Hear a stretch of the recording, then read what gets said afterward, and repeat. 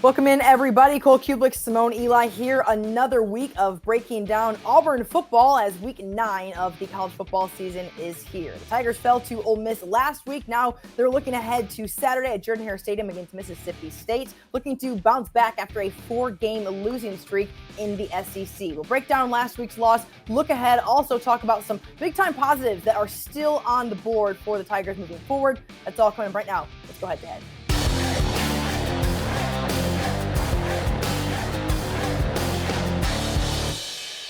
All right, guys, here we go. Auburn will match up with Mississippi State on Saturday. Two of the teams in the bottom half, if you will, of the SEC West. Cole Kublik, before we look ahead to the Bulldogs, let's talk about this game against Ole Miss. In reach for Auburn throughout really the entire game, but miscues, frustrations for sure, all throughout as well at Jordan-Hare Stadium. I think a lot of people are more frustrated, Simone, because of how tight the game was. I don't look at it the same way that a lot of Auburn fans do. I actually think Lane Kiffin and company sort of throttled back late in that game. I think they had a pretty good idea that Auburn wasn't going to be able to move the football very much. And they didn't have a ton of success. The consistency there just wasn't going to arrive. And a lot of what Lane Kiffin asked his offense to do and asked his quarterback to do were very high percentage plays, quarterback runs, handoffs, quick throws, easy throws. They weren't going to be very high risk late in that game. I think they had a pretty good idea. They were sort of in control of it. So you give them credit for competing, yes. You give them credit for making plays. And still, I think on defense, you get more individuals that are just playing hard and making plays than you do guys all on the same page.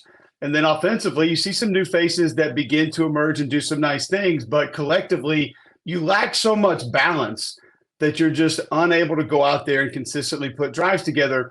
This is a team that is last in the SEC in yards after the catch. They're under 500 yards on the season in yards per catch. I think it's 464.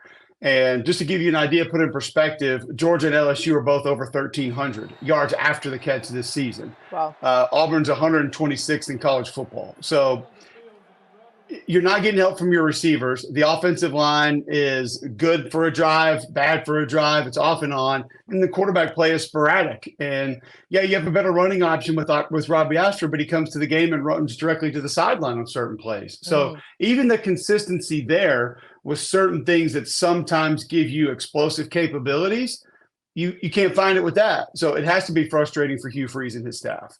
Is this one of those things where you look at it, Cole, and you say, all right, 4-game losing streak. We're not going to, are we going to make a bowl? Are we not? The chances maybe aren't very high. I mean, I haven't looked at all the numbers. Do you just lay down? Do you just say this is a lost cause? Is Hugh Freeze he's got to get his guys in there? All the things you hear when you have a new head coach and change. Is that the mentality? Or if you're in that locker room, what are you thinking right now? It's definitely not the mentality. And I can tell you that based on some individual effort that I get. Now, are all 22 playing just with their hair on fire on every snap? No, definitely not. There are guys that can pick it up a little bit. But when I see Keontae Scott a month off of tightrope surgery, who's flying around, who's coming up from a safety position, taking on blockers and in the backfield making plays, like literally no regard for his body. You see Austin Keys get back playing hard. You see Connor Liu come in at center and he's playing hard. Like there's still guys that are giving great effort. Eugene Asante's been one of those guys all season long. Jarquez Hunter ran hard last week. I thought the running backs did a nice job. Rivaldo Fairweather's playing hard. I think the effort is fine. I'm not questioning the effort. I'm not questioning the buy-in from any of the guys. I don't think that's it. I think let's look at this Auburn schedule in its totality, because you brought up a close game a little bit earlier. And I think there are a lot of folks that say, well, we were close with Georgia, or we were close with Ole Miss, and we were close with A&M for a half. I understand that becomes more frustrating, but did you think Auburn was a better football team than A&M before the season? Surely Did you think Auburn was a better football team than Georgia before the season? LSU, Ole Miss. I would say no to all of those. I didn't have Auburn as a better football team than any of those teams. So you've won the 3 games you were supposed to, and you've lost 4 that, yes, you may have had a chance to win at some point, but most people thought, prognosticators, odds makers, had you losing those games before the season. Well, now there are winnable games in front of you. It starts with Mississippi State. That's a team that Auburn can get. Obviously, New Mexico State Auburn can get. Arkansas is on the road, but that's a team that's not playing great football. They just fired their offensive coordinator, and we know what the Iron Bowl will be at home, especially if Auburn can put up a couple wins together before they play that game. Vanderbilt's a team that actually is improving. Auburn's got to be careful with that game on the road.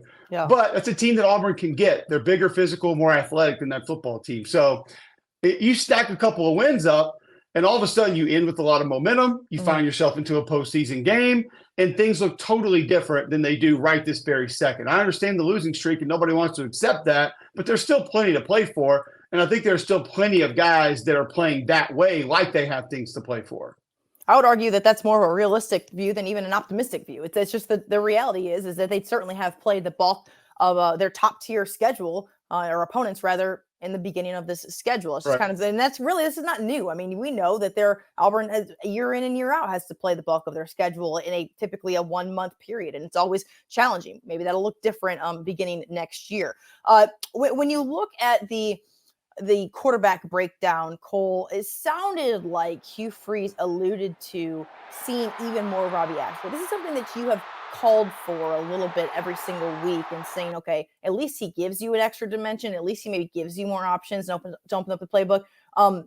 Do you see things shifting a little bit? I mean, and with that question, I also want to ask, Peyton Thorne is a proven quarterback prior to coming here. Okay.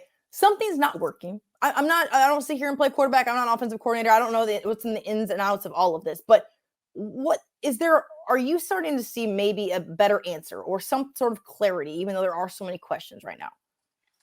I see clarity in some spots. I don't know how much I see at quarterback. I'm getting maybe a better answer as to the why, but I still don't know if that solves a whole lot. I'm fortunate to work with a lot of quarterbacks on a weekly basis. I call games with Jordan Rodgers every week. I do a radio show with Greg McElroy 5 days a week. I do Sirius XM with Aaron Murray once a week. And I've asked them all, what do you think? What do you see? Like take me inside your lens from a quarterback's perspective, how you look at this. And the common theme as it pertains to Peyton Thorne has been confidence. All of them. Just confidence in knowing where to get the ball, when to let go of the ball, what they're running, what the protection is going to look like. And I don't really know what the answer is as to how you get to that comfort level, because it's not like Phil Montgomery and Hugh Freeze aren't going through the offensive plays every day, and they're not watching film together, and they're not coaching them up as to this is our read on this play, this is where the ball should go. Those things are happening. There's an awareness that hits you as a player in certain points in time. We usually have this conversation with younger players, older players, when guys become comfortable. Like I had a great conversation with Ken Seals. We've got Vanderbilt this week. And he was talking about how, when he got benched and all of a sudden AJ Swan took over, that it just hit him that he wasn't preparing the right way. He used to just watch the film and rock it back and forth and sit there and see what the quarterbacks were doing. He's like, I had a kind of a come to Jesus moment with myself of, I need to be watching coverage. I need to be watching why we're doing certain things. I started to understand the hows and whys of the offense and understanding all of it at its core. And now he's playing pretty good football for Vanderbilt. So something like that's got to click for Peyton Thorne to just understand what the offense is in its totality, as opposed to should I throw the football here or should I not on an individual play. But back to Robbie Ashford, he does give you a more dynamic play threat. Yeah. Now, you still have those question marks in certain times as to you could have left in the A gap and had at least 10 yards of clear grass to run, and you decided not to. You waited, and then you went east and west. So those things still arrive with him. Sure. It hasn't been perfect from any standpoint as to even how he does the things that he does best don't always look great. So when we talk about this, you really get a good feel of why it has to be so frustrating for Coach Freeze and Coach Montgomery, because you get an offensive lineman here or there that's playing really hard. You get some running backs that have run really hard, but collectively it rarely all goes together. It's rarely in harmony or in sync. Yes. And that's what keeps them from being consistent. Yeah, certainly the difference between an elite team in college football or a team that has success offensively and one that doesn't. Let's look ahead to the 2:30 game on the SEC network at Jordan-Hare Stadium as Mississippi State at Auburn. When you look at this matchup, the Bulldogs coming off of a barn burner of a win, 7-3 against Arkansas. Like you said, that program dealing with a lot as well. Of course, that's down the road in a couple of weeks for Auburn. What matchup do you like for the Tigers? So maybe on Saturday against this Mississippi State team that is not showing the success that they've maybe had in more recent years. I like the offensive scheme against the defensive scheme. Now, I just told you that Auburn is last in the Southeastern Conference, 126 in college football in yards after the catch, which tells you the receivers are not doing a lot of heavy lifting after they catch the football. Yeah. A lot of receivers have been able to get open against this group. And whether you have a ton of confidence in Shane Hooks, Zaire Shorter, whoever it is at wide receiver, Rivaldo Fairweather, when he's flexed out, you have to take chances against this group because teams have made plays consistently. I would not be surprised if we're sitting here a week from now talking about an Auburn receiver having a career game, whether it's 8 or 9 catches for 160, 180 yards and a couple touchdowns, just because teams have been able to find their way against this defense. The part that I don't like is up front, you're going to get a very physical defensive line, a very physical group of linebackers, and a group that does a lot. They're going to give you every pressure. They're going to stunt. They're going to give you twists and slants. They're going to move the front around. And if it's Connor Lew at center, that's still a freshman center. And now being at home is going to be a massive advantage in this game. If you had a freshman center going against that front in Starkville, I'd be very concerned. Sure. But I actually feel pretty good about it because Connor Lew played great football last week. I was blown away with how he looked, his usage of hands, understanding angles, driving his feet, running his feet, the physicality that he brought for a true freshman. He looked great. Yeah. And I have a lot of confidence in what he's going to be in an Auburn uniform moving forward. I feel like you got some good snaps from Xavier Miller at right tackle. He only went 22, I think, snaps in the game, but he looked great. And he looked very raw at the beginning of the year. He actually looked like a capable tackle that did some good things against Ole Miss. I think you may see some Jeremiah Wright, who is a guy that just physically needs to be in that lineup. He brings something different. And, mentally, emotionally, he hasn't quite been ready, but Jake Thorne's got to get him in the lineup, and I think he wants to. So I think on that side of the football, if you can offset everything that all the commotion that Mississippi State gives you up front with the backs out of the backfield, catching the football, or even just out in space, and then finding some one-on-ones down the field in which a lot of teams have had success with, or just bust and getting guys open, Auburn should be able to find some life in the passing game. If they don't this week, Simone, they're not going to find it this year. A lot of good points, Cole, and honestly, a lot of good credit to the people that deserve it as well, who are stepping up, even as newcomers and true freshmen.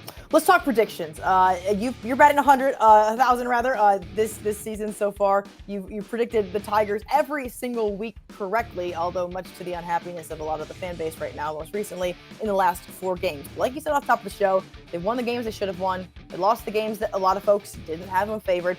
Auburn is favored in this game, 6.5-point favorite at home against Mississippi State. I have the Tigers winning 24-21, and I certainly think that they can get back on track here. And like you said, maybe start a little bit of a roll going into the second half of the season. Yeah, I think a buddy of mine asked me about what the total was for this game earlier in the week, and I told him I wasn't sure, and I asked him, he looked it up, and it was, I think, 42, 44, and I said, well, I would absolutely play the under there.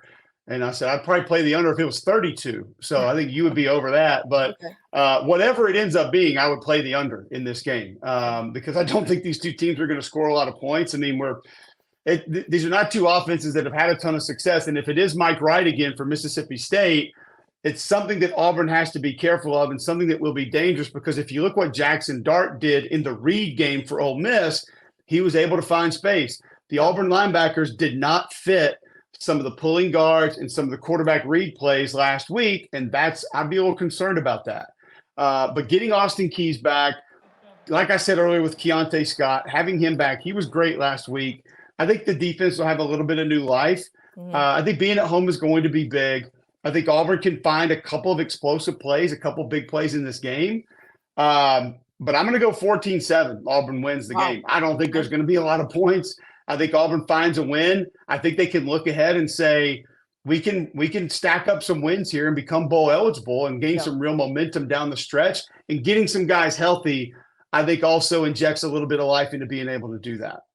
The opportunity is certainly there. 2:30 kickoff at Jordan-Hare Stadium. Mississippi State at Auburn, week 9 of the season as the Tigers look to get back on track after 4 straight losses. I want to thank our sponsor, the Alabama Cattlemen's Association. For Cole Kublik, I'm Simone Eli, and we will see you next week. Brought to you by Alabama Beef Farmers and Ranchers.